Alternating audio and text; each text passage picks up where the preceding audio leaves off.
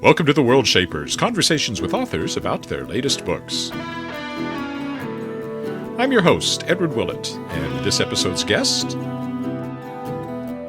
Adrian Tchaikvosky, talking about his latest novel, Service Model.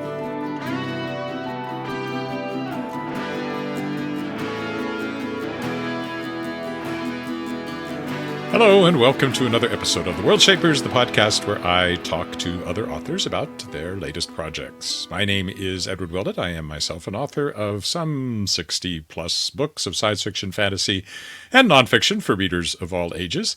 My most recent novel is The Tangled Stars, came out in late 2022 from Daw Books, an ebook and audiobook, a far-future humorous science fiction space opera adventure featuring an AI-uplifted talking cat who becomes a starship captain. That's The Tangled Stars. I hope you'll check it out. I have other stuff in the works, but nothing more recent than that at the moment, except for the anthologies that I have kickstarted that feature authors who were guests on this podcast. And the most recent of those just came out in January. I'll just show it off right here. It's called Shapers of Worlds, and it has authors in it like Lavi Tidhar and Sherilyn Kenyon and Michael Brent Collings, David Boop, a whole bunch of other great authors. It's also illustrated by a great artist, Wendy Nordell. And I have a story in there as well, so look for that. That comes out from my Shadowpaw Press. In addition to being an author, and podcaster, I am a publisher. Shadowpaw Press is a traditional publishing company, publishing lots of different things. I have literary fiction and poetry, but I also do a lot of science fiction and fantasy. And I did just want to mention the most recent releases. If we go back to the beginning of May, this is my biggest current release by far. The Downloaded, Robert J. Sawyer's latest novel.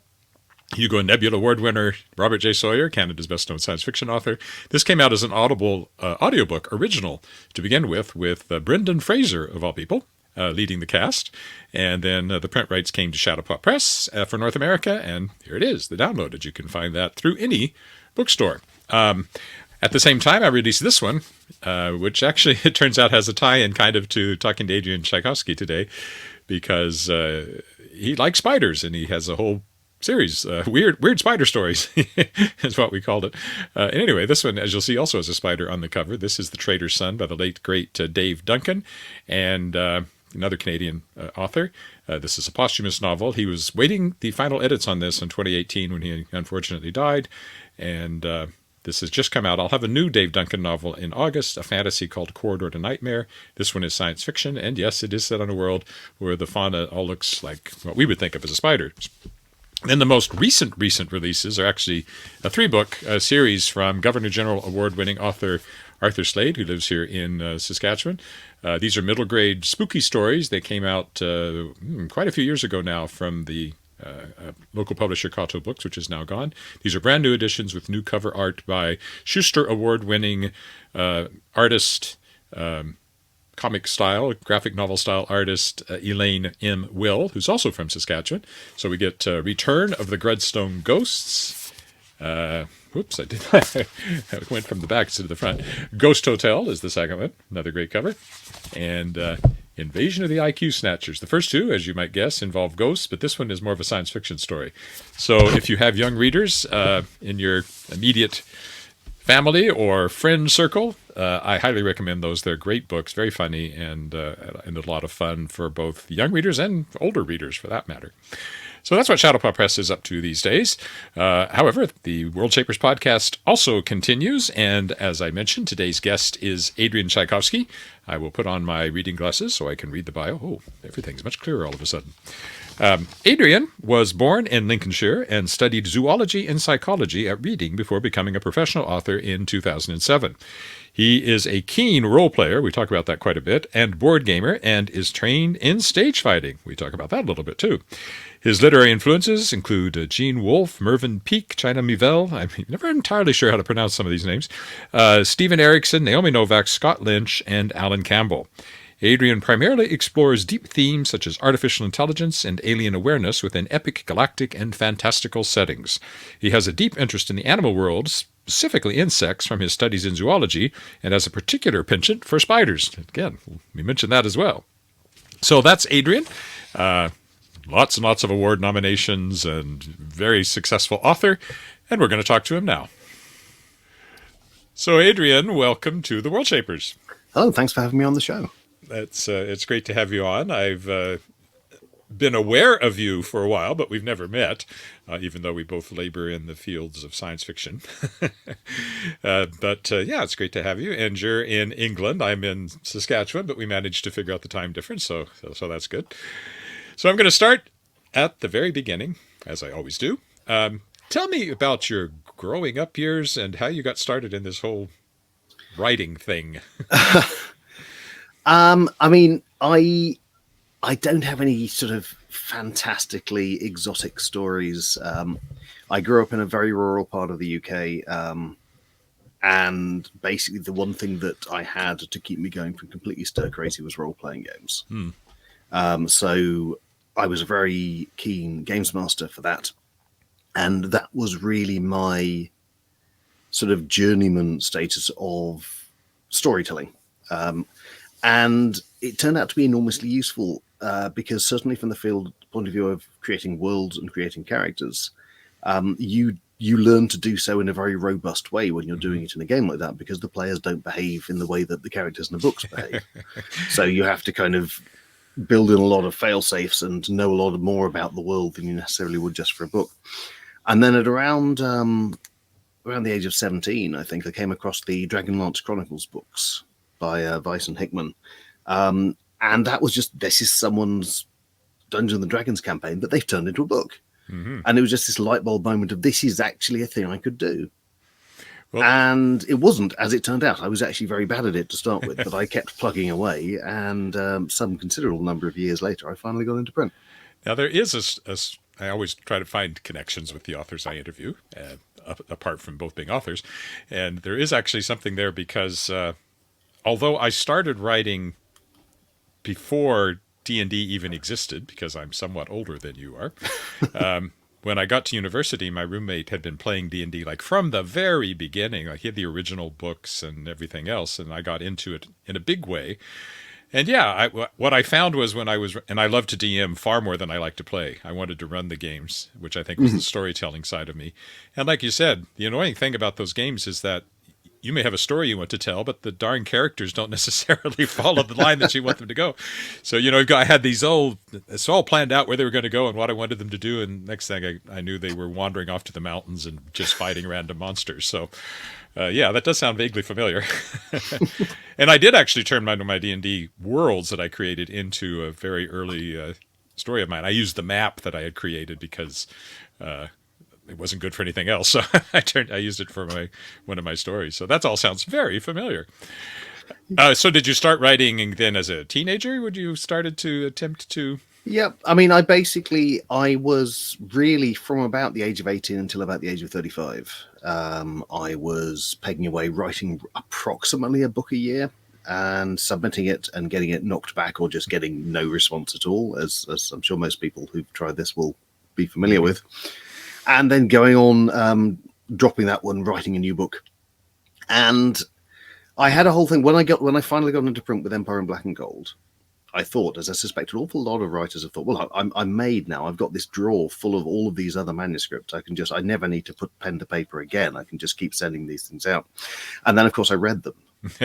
And they were really bad. They were, I have been able to salvage 2 with considerable rewriting, and all the rest it would have been more work. And it's not as if I'm not got ideas backing up. So, yeah, I kind of discovered in retrospect, actually, all of this stuff when I thought I'd just been writing pure gold dust for years and they were fools for not listening to me.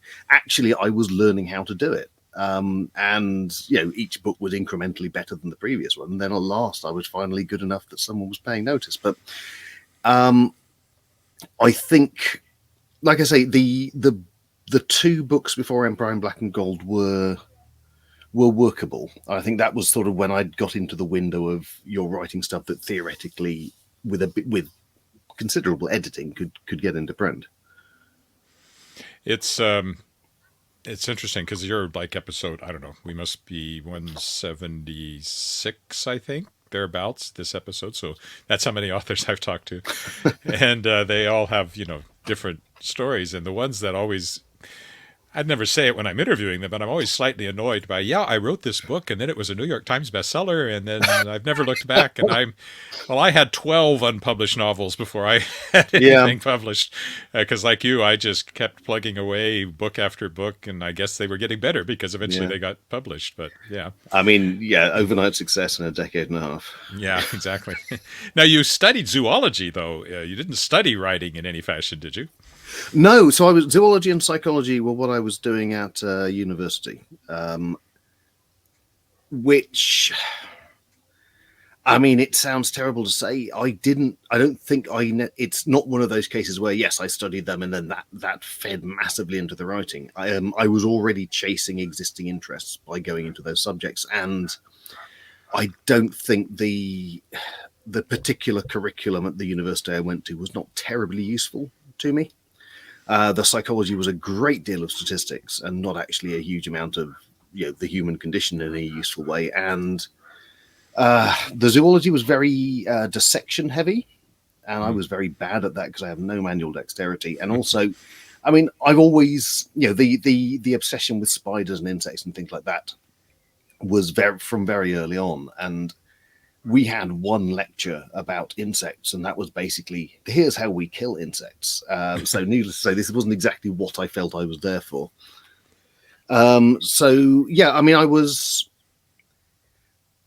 the other thing, I guess, was when I was at school, I was very, very sciences based. And as I hit university, I was just starting to pivot to more of the arts base, but certainly in the schools and in that university, and I think in the British, educational establishment at the time, you could not mix arts and sciences. So I couldn't do English and zoology, which is what I really wanted to do, because they were literally, you were either a science person or you were an arts person, and never the twain should meet. Oddly enough, my roommate in college was a zoology major. One of my roommates, he was specializing in herpetology. And so in the corner of our room, we had all these snakes. Oh, right. It actually kept a live subject. He had subjects. I don't know what he did with them. I guess they were for dissection later or something. I don't know. I'm sure he set them on his enemies. So. Maybe, because there were a couple of poisonous ones over there, I think. This was in the South where there were several to choose from. So you mentioned the Dragonlance books being very early on. Were there other... Obviously, you must have been, all this time you were writing, you were also reading. Were there particular authors that spoke to you that you think influenced your writing? Yeah, I mean, so I was always a big fan of Gene Wolfe. Actually, I say that. I remember the first time I tried the Book of the New Sun, I bounced off it. I was about sort of 16, and I just did not.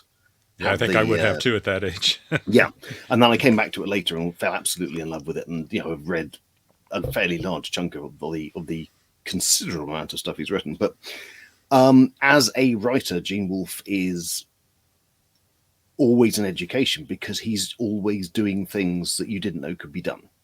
The level of depth and the different layers and all of these ways he writes and the unreliable narrators and things like that. The Soldier of the Mist and that idea of that's my memory my going away every day or however often it was. And yes, that is my absolute favorite one of his, in fact. And it's so there's definitely Wolfe for ideas. For style, honestly, I mean, I became a very big fan of Peter Beagle quite an early age. And fantasy and science fiction writing, we don't have that many really lyrical writers. So KJ Bishop, Anna Smith Sparks, for example. I'm always up for a writer who can write in that genuinely poetic fashion, and Beagle is one of the best for that. His prose is absolutely beautiful. And again, it's not, I don't think I've ever got to that level, but it's certainly, you want those sort of aspirational goals. Is that something you strive for? I try to, yeah. I mean, I think I'm writing more elegant prose now than I was, and hopefully in the future I will do more so still. And we do this sort of Zeno's paradox things with a lot of aspect of the craft, and that you never quite get there, but as long as you're getting progressively closer to it. So how did you break in? When was that, and what was it with? So that was Empire in Black and Gold, which is book 1 of the 10-book series of Shadows of the Apt.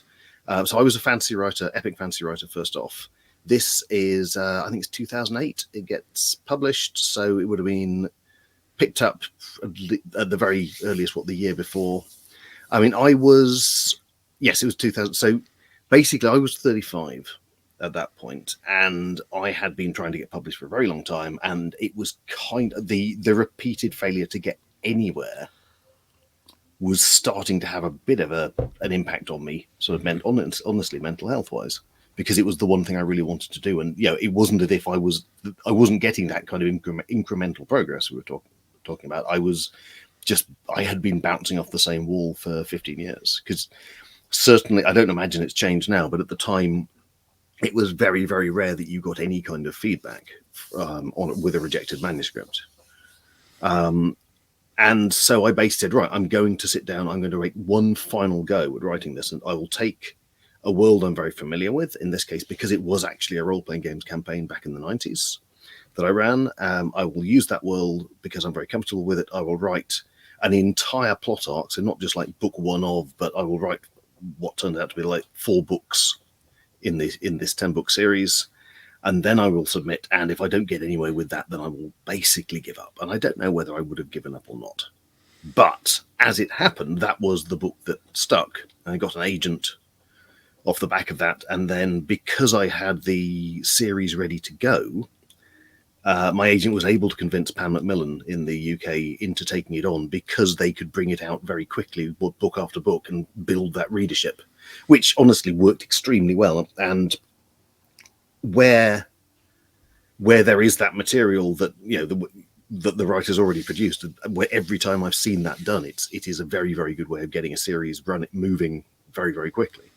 It's worked extremely well for, say, R.J. Barker is another British author whose books come out very quickly, and then you finish a book as a reader, the next one is out, or it's out in a month, and you don't forget about that series or forget about that writer in the interim.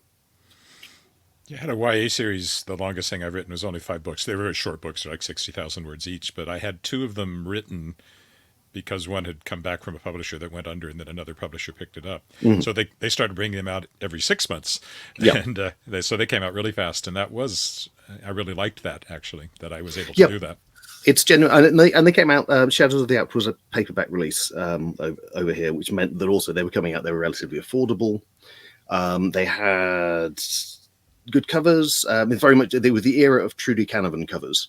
So every single fantasy book had the person with a hood and a sword and maybe a magic going on, and so they were very much in that style. But there was this sort of the insecty motifs going on and that kind of thing. And we had John Sullivan was the artist who did most of the early ones, and he did a really nice job in making them quite distinct on the shelves.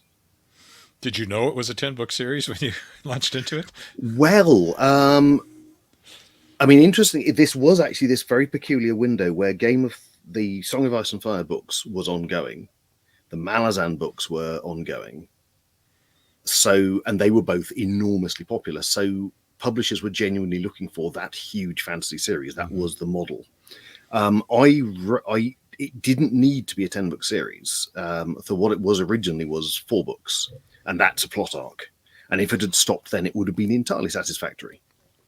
And then because it was doing well enough, I got to write another 3 books, which were kind of basically dealing with the character level fallout from the previous plot arc. And then the final 3 books are the Second War plot. And at that point, after we got past 4, I kind of assumed I'd just be able to run straight to 10 without any kind of interruptions, because, who ever heard of a fantasy series getting cancelled halfway through by the publisher? Because that wasn't a thing I even considered. And in fact, it wasn't really a thing that was happening at the time, but there was an enormous contraction in certainly the British sort of fantasy and sci-fi market, and a lot of series got sort of canned after book 2, round about sort of 2010, 2011. Well, it kind of happened to me around pandemic time. I had a series that just died after book 3, and I think some of that had to do with the pandemic effect. The pandemic got in the way of a lot of writer and publisher plans. You started out as this epic fantasy writer, but you also write science fiction. What was the first science fiction title? Well, the first science fiction title was Children of Time, which is very much the book I'm known for. It's the one if people have read one book of mine, that's going to be the book 9 times out of 10. And it was an absolute punt, basically. I was a kind of mid-list fantasy author. I was doing all right. We weren't doing amazingly. We'd had some of those negotiations you have with publishers where they say, well, we will take another book, but I'm afraid the advance is going to be considerably smaller than the previous one. So I was kind of on that trajectory. And at this point, I ran into some really fascinating research by Fiona Cross in New Zealand about portia spiders and their learning capabilities. And I thought, well, I would really like to write this sort of thought experiment about, well, what if these spiders evolved into a dominant species on a world, and what would that look like, and how would they interact, and what would the civilization look like? And I will write a book. And the publishers were very skeptical because I was a fantasy writer, but they thought, all right, we will give you a very small advance for this weird spider book, and then, it's back with the swords and the dragons and things like that. And I mean, kind of for most of a year, that was kind of it. And I was working at the time on, I think, the Echoes of the Fall series, which was like it was a 3-book follow-up that it's a standalone series, but it's technically in the same world as the Shadows of the Apt. So I was kind of hedging my bets on that front. And then the year after it came out, Children of Time suddenly kind of exploded, mostly because it was on the Clark Award shortlist. And that just seemed to put it on the radar for people, and it's kind of not stopped going since. I'm kind of at a loss to explain it. It was obviously just the book for the time, but certainly the publishers didn't think so. Certainly most of the reviewers in that first year didn't particularly think so, but it absolutely grabbed people after that. And from that point onwards, I was very much a science fiction writer who had previously written fantasy. There's just obviously a huge market for weird spider fiction. So there you go. I think there was an unacknowledged and unsuspected point where people were really after kind of a golden age sci-fi book. And I don't think Children of Time is quite a golden age sci-fi book, but it ticks a lot of those boxes. I don't think there was a great deal about at the time. And that certainly wasn't in my mind when I wrote it. And the publishers weren't thinking of it, but it just, once it started to get people's attention, it turned out to be what people were looking for. And this is what you often find with, there's a book that suddenly takes off, and until it did, no one really thought that was going to be the thing. And then, you get books following on for it because suddenly everyone is scrabbling to say, well, we need a book like that. This is just an aside, but my publishing company, Shadowpaw Press, I recently published a posthumous novel by Dave Duncan, the late great Canadian fantasy science fiction writer. Right. And if you look at the cover here, you'll see. I like that. It's set on a planet where all of the fauna is on a 8-legged spider-like bottle, and they call everything spiders. So there you go. So let's talk about the latest book, which is science fiction. It's called Service Model, and I guess this is the place where you give a synopsis, which every author loves to do. So yes, I mean, so Service Model. My brief tagline for this: it's Mad Max starring C-3PO. It's Charles is a robot valet who, through a bizarre series of events, ends up murdering his own master, his owner, and kind of getting thrown out into a world which is disintegrating, and which is also full of all the other robots which have been which have been programmedly doing their thing, and now find themselves in a falling apart world where no one really needs a robot to make the toast or make the tea or press your clothes or organize your travel itinerary, which is what Charles does. And so it's this kind of it's sort of a road trip. It's sort of a road trip, road movie sort of thing where Charles walks through this ruined and increasingly disintegrating land, trying to find a purpose, given that he's an extremely specialized robot and nobody needs a valet at the end of the world. Now, this is where I ask the question that you're not supposed to ask, which is, a version of where do you get your ideas? But what was the impetus for writing this specific book? I'd kind of made my niche writing books with non-human points of view. I kind of thought, well, look, I really need to do a robot book at some point because that's this is enormously beloved science fiction trope. And I think where a lot of the inspiration for Charles and his world comes from is Douglas Adams. I mean, it is more of a comedy book than a lot of my work. Although part of that is because I tend to go comedy when I go bleak in the subject matter, because I think that makes truly sort of dystopic scenarios easier to swallow.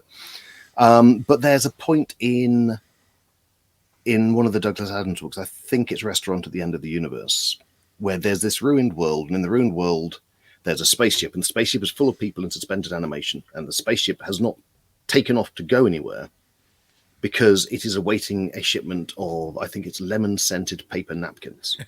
And outside the spaceship, there's just complete ruination and wilderness. And Zaphod, I think it is saying, well, look, have you seen it up there? There aren't any lemon-scented paper napkins. And the spaceship just logically says, well, at some point, there'll be a new civilization, and it's quite possible that they will invent lemon-scented paper napkins, and then we can go. And it's just like that combination of the perfectly logical viewpoint that is also completely dysfunctional was very much what I wanted to capture with the world as a whole, and with Charles's attitude to it.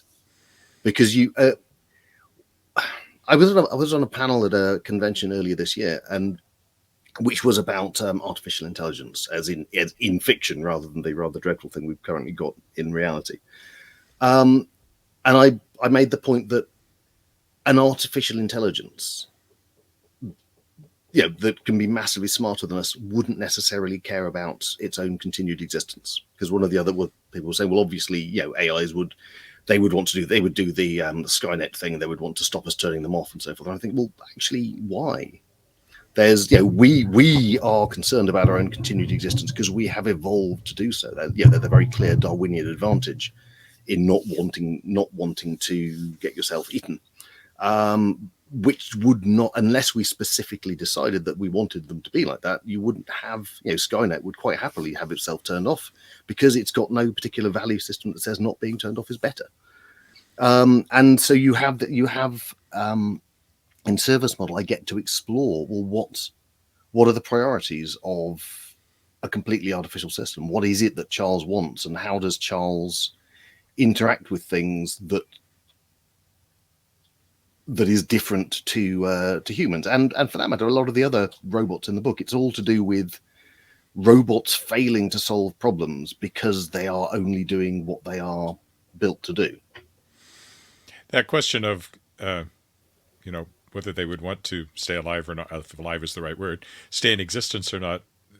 Of course, I think so much of the talk about robots in science fiction, everybody harkens back to the 3 laws by Asimov. And of course, one of those is that a robot must preserve its own existence unless it counteracts the other 2 laws. So clearly you're not following Asimov's 3 laws. Well, I mean, the fact that we would need to have that law shows that Asimov was sort of well onto the idea that actually there's no particular reason why, if you don't give them a law about it, the robot has no innate sense of self-preservation.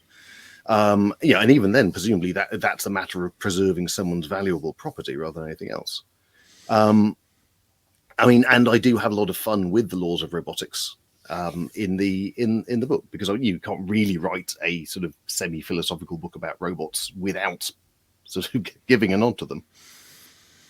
Now, as I said before we started, that this podcast always used to focus entirely on the writing process. I still like to do that a little bit. I saw from your website information that you are probably more on the planning side than the pantsing side, that you do like to do a fairly detailed synopsis or outline or whatever you want to call it ahead of time. What does that look like for you? So for me, I try and get like a chapter by chapter breakdown.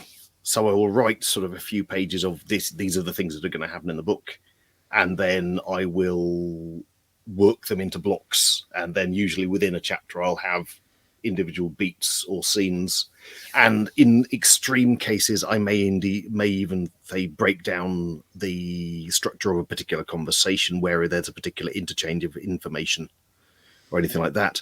I am starting to experiment with structures. So in the fantasy series I'm currently writing, the Tyrant Philosophers series, what I'm doing is I'm starting with the world, and I always start with the world. and I make sure I've got a very good grasp on how the world works and who is in it, and frequently the characters and the plot in the books will arise out of that world building exercise rather than having been there from the start. With the Tyrant Philosophers, I have the world and I have the characters, and then I just kind of let them go. And the innate sort of frictions and oppositions and so forth set up in the world will then drive the plot, and I will just follow the characters around with a notebook, and that gives a very nice sort of mosaic structure, which I hadn't had before. So that's proved a lot of fun to do, but it's still, I'm only doing it with that one series. I saw somewhere, I think, that you are a stage combat, knowledgeable in stage combat or stage fighting. Have you done theater? Because that actually sounds like what you would call devised theater, where you have the setting and the characters, and then you just let them talk to each other. So yeah, I used to do quite a lot of amateur dramatics back sort of in the, what would it have been, the 90s, I guess, way back before I was a published author.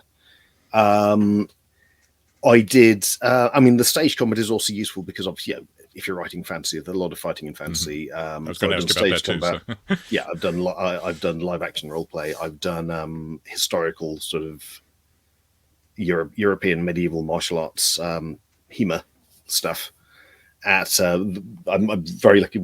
Close to where I live here in the UK, there are the Royal Armouries, and they had a class there that I attended for a few years. And you learn a lot of useful stuff, and then as a writer, you have to learn how not to shoehorn it in enormous detail into everything you write, as per anything you ever kind of learn too much of.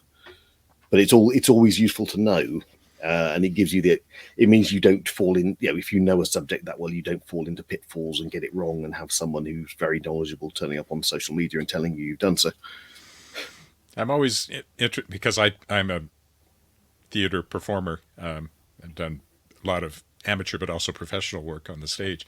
And I'm always interested to talk to people in writing who've also done theater, because I find that it's useful in various ways to have some knowledge of that.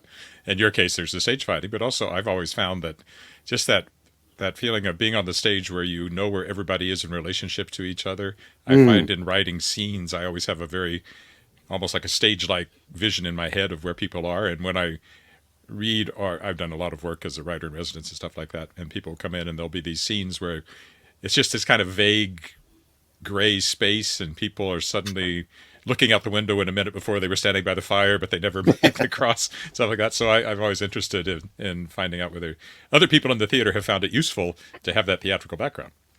Yeah, I think it gives you a vocabulary for sort of blocking and scene setting. And it's certainly, it's not the only way you can get there, I think, because certainly if you watch a lot of films, you can get a distinct sense of kind of place and motion and things like that. Or for that matter, these days, I think spatially a lot of computer games have that kind of sense, because they are now sufficiently complex that they're simulating space in the same way. But yeah, I guess with theatre, what you get to do is, if you are involved in it, is you're in the middle of it and you can see it broken down and put back together and shifted around in different ways. And so it gives you that kind of that visual language. I think the characterization as an actor, the process you go through in creating your onstage character, is the same process you go through as an author creating an onstage character to a certain extent, and that ability to get inside somebody else's head. I think you were a better actor than me. I always enjoyed acting. One of the things, looking back now, I can see there are certain people involved in that, several of whom went on to become professional actors, who had a certain something. And I think what it was is, one of the things you don't tend to have to do when you're writing a character is you don't actually have to inhabit them physically. And I have never had that level of comfort and coordination in my own body, basically, that would allow me to do so. So I can do it on the page. And I tend to have almost like an emotional gestalt for each character, which is something I almost like put on like a mask when I'm working through that particular character. But certainly there's a real limit to how much I can translate that into projecting it out. One of the although weirdly, as a kind of a fringe skill, one of the things I absolutely got from stage acting was I am pretty good, I would say, at reading my own work. Yeah. And I've narrated some of my own audiobooks, and that projection and performance level stuff is definitely something I'm getting from the stage acting. Yes. I can project on stage like nobody's business. So it's a surprising thing. I know writers who are extremely good at reading. I know a lot of writers who are not. I mean, they're not actively bad, but it's if you're listening to them read for 10 minutes, there's not a lot of variation. There's not a lot of characterization, the pacing and the breathing and things like that. So it's definitely a skill that is not in any way part of the normal writer toolbox. So you have to go outside, our normal field to acquire it. It's certainly not a required skill as a writer to necessarily be terrifically good at reading your own stuff. It's helpful, but it's not necessarily a thing that matters. So when did the book come out? So Service Model came out about a week ago. So that would be, I think it's like June the 4th, June the 6th, thereabouts. I think there may be one of those is the UK and one of those is the US, I think. So it's literally brand new on the shelves. So it hasn't been out very long. It's been getting some excellent reviews. Are you pleased with the reaction so far? I am. I mean, also, as a little callback, this is my first full-length audiobook narration. And a number of reviews and comments have mentioned the narration of the audiobook, which is rather nice. But yeah, it seems to be landing very well. It is very early days, but yeah, I hope it's potentially, because of the comedy aspect and because of the topic, it's slightly outside my normal range. So that can either spell very good things or absolute doom. We'll see. And looking over your career as a whole, you've had a lot of award nominations and award wins and critical acclaim and all that. Are you surprised by how well things have gone since you started this? Yes, and surprised and generally unable to account for it. I mean, whilst I stand by the books, I know a lot of authors who are every bit as good as or better than me, who have not had the same level of take-up. And it goes to show how much of a roll of the dice these things often are. But yes, I think I am continually surprised at how well the books in general have landed. And yeah, I mean, it's I'm getting to do the one thing in my life I've really, really wanted to do as a full-time job. It's just pretty amazing. I think my video froze there for a second while it looked like I was asleep, but I really was awake in this. It kind of froze like this.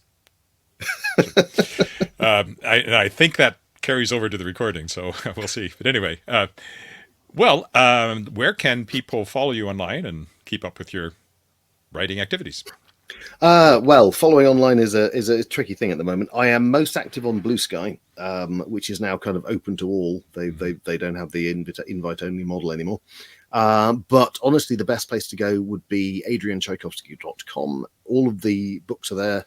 I mean, I have written more than 50 books, so people are always finding books of mine that they had no idea even existed. But they're all on the website. We do sporadic news there, but there is a contact form there if someone wants to get hold of me and ask me a question about anything. And yeah, I mean, it would be lovely to say, obviously, I am on the X site, and this site is the site that all of the people are on, but that is no longer a thing. So, well, when I put this on the website for the Worldshapers, I will find the links that you have on your website and repeat them there, so to help people go along, and of course a link to your website as well. And I did not ask you if you are related to the composer, because I know you're not. So but it is a name that immediately, of course, people think, oh, I've heard of a Tchaikovsky before. So I mean, yes, it's not even it's not my name is Tchaikovsky, but it's not spelt like that. Yeah, normally we went with the very anglicized spelling, because Polish spelling does not work for most people in the UK. Yeah, I saw the Polish spelling somewhere as well. So, well, thanks so much for being on, Adrian. That was a great chat. I hope you enjoyed it. Yes, absolutely. Thank you very much for having me on. And thanks again to Adrian for that great chat. I really enjoyed it, and I hope you enjoyed listening to it. That's it for this episode of The Worldshapers.